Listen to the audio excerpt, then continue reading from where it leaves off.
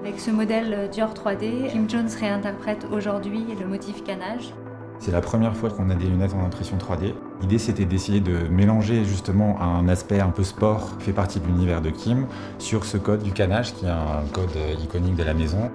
Le motif canage apparaît avec ces chaises Napoléon III qui étaient installées pour accueillir les invités au défilé. Christian Dior l'a aussi utilisé sur un modèle textile. Si on fait un petit saut dans le temps, effectivement, on arrive aux créations réalisées par Kim Jones avec des motifs canage utilisés sur des sacs à dos ou des souliers, des baskets, jusqu'au modèle de lunettes Dior 3D. Là, sur la partie centrale du dessin technique, on voit une coupe de la branche et on voit les superpositions en fait, des 3 plans de canage.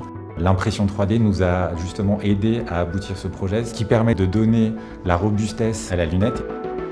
L'unica tecnica che poteva sostenerci nella produzione di questo modello era la sinterizzazione laser selettiva.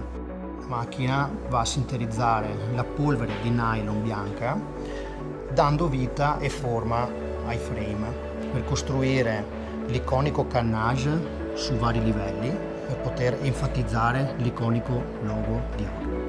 Al design cannage abbiamo abbinato una nuova e innovativa effetto di spiccatura sulla lente.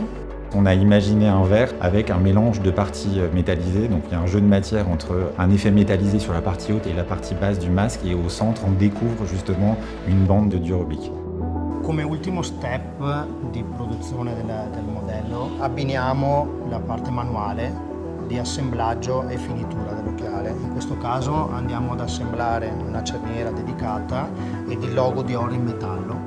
Abbiamo realizzato un prodotto unico per leggerezza, elasticità e comfort.